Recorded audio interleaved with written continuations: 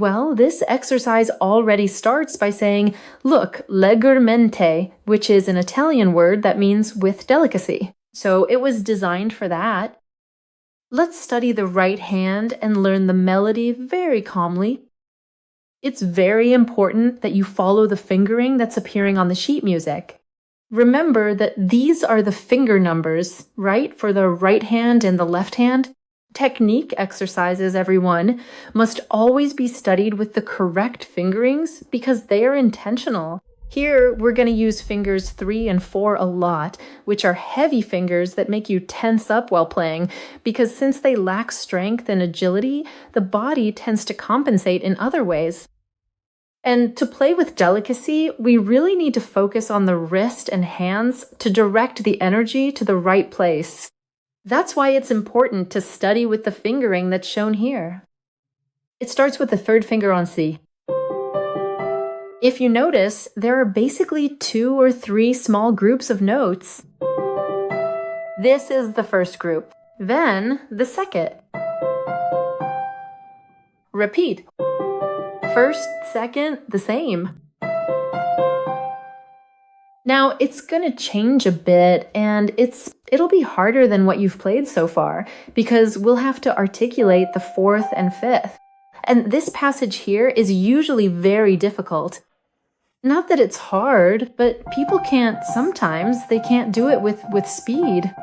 Why? Because the 4th finger is very weak, the 5th finger too. So that's where the first correction of the first mistake I mentioned at the start comes in, which is the locked wrist, which makes you play with stiffness.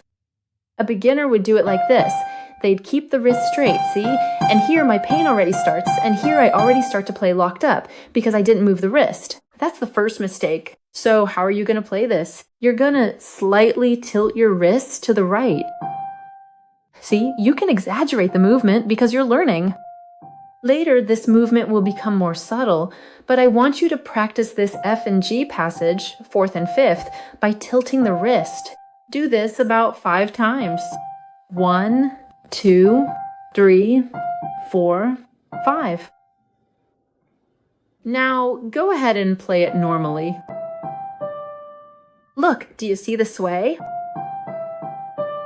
Try to focus, because notice, everyone, you don't need to play with lightness.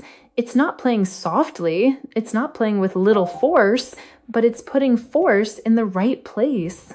So you're going to try to put the force of your arm and your wrist and forearm. Play with this movement, really let your finger drop, see? And you can really exaggerate it. Later, we'll do a more contained movement, but try to do exactly this movement here, as if you were turning a doorknob, see? You'll see how it'll be much lighter. You'll feel much less pain doing this. Same thing for the third group here. And then we finally reach the conclusion of the very first part of the sequence. And let's finish.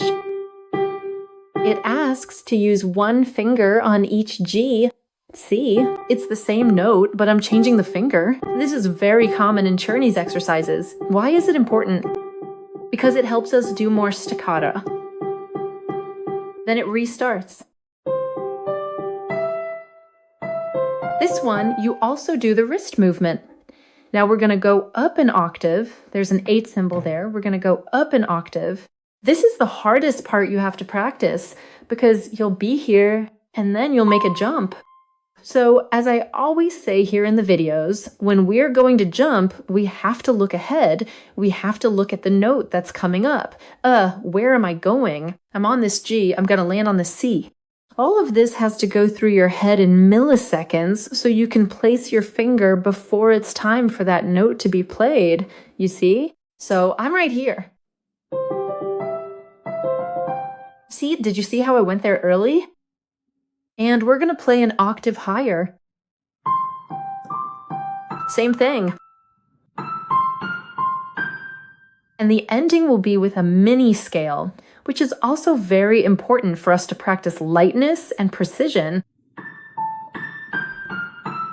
The 4th finger crosses over, then the 4th finger again, And finally, the second finger. You're going to study this whole melody. The main practice is watching your wrist to make this movement here. A very flexible wrist. I don't want any stiff wrists. And also the shoulder, it has to stay supported like this, light and low, very straight. Try to watch your shoulder to see if it goes up when you're playing something you find difficult or when you're just nervous. After you've learned the whole melody, you'll come back here and play the same melody but accented. Why do I want accentuation now? Because accentuation will make you aware of how long you hold the note and release it. Remember I said one of the mistakes of playing stiffly is holding the notes being kind of stuck in your fingers. You play and then you're still holding on. So we're going to work on that by doing an accentuation practice. What would that be? Playing the first note stronger, like this.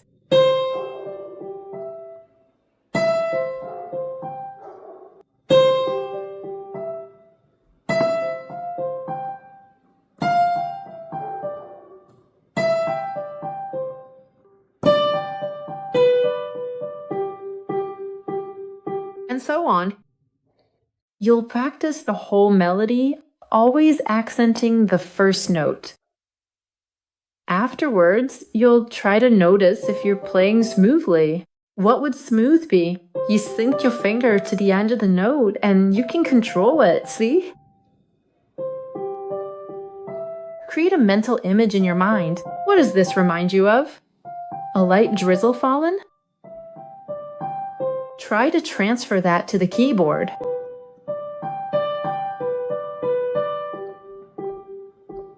See, a light rain is delicate. Think of something delicate in your mind.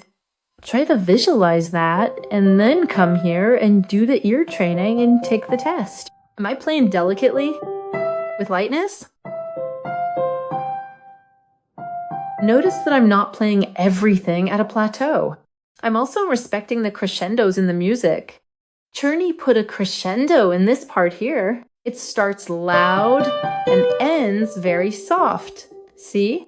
This is called a decrescendo, actually. I started loud and ended very soft. The left hand will be played with the fourth finger on C and the first and second. It's not the focus here. It really needs to be a very discreet accompaniment. This is also very good training for those who want to play with more dynamics, more lightness, knowing how to control the force you put in the left. We're also going to move our wrist. Look, I want you to take good care of that. And notice the movement I make with my wrist and try to imitate it at home. The left will sound like this. The notes are separate, so you don't have to keep holding them. They're played very separately.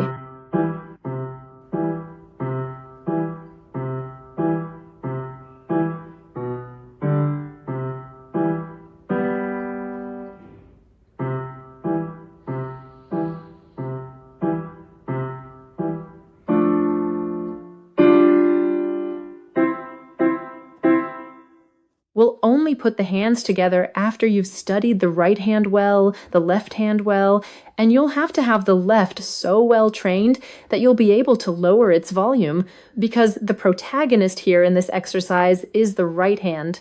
So I want you to play the left like this, very softly. All right, let's put the hands together. Basically, guys, remember the little groups I told you about? The left will play along with the first note of the group and the last note, like this. First, last, first, last.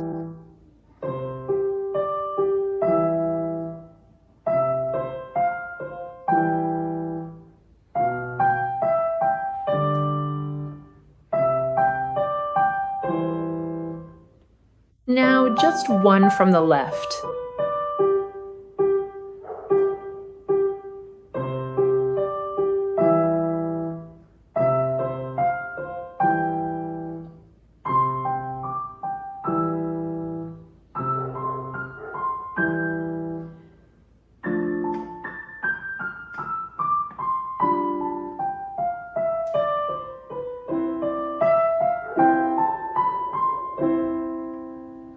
Now, to wrap up this lesson, I'm going to give 2 examples. I'll play the first part of this song as someone very tense who knows nothing about lightness, doesn't know how to use their wrist, and tenses their arm would play it, okay?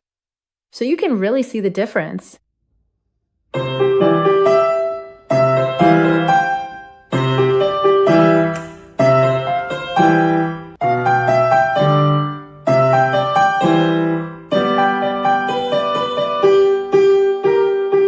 See how my wrist barely moves?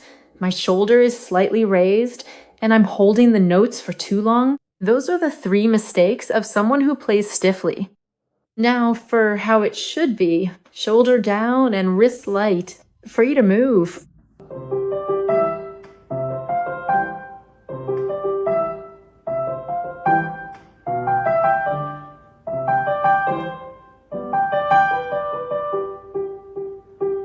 If you liked this exercise and want to learn many others with me, as well as other songs, be sure to check out my full course. I've left it here in the video description. Subscribe to the channel and leave your comment down below. If you have any topic ideas that would help you in your keyboard studies and could help others, comment below because I really want to read those comments. I hope to see you around here soon. Bye-bye.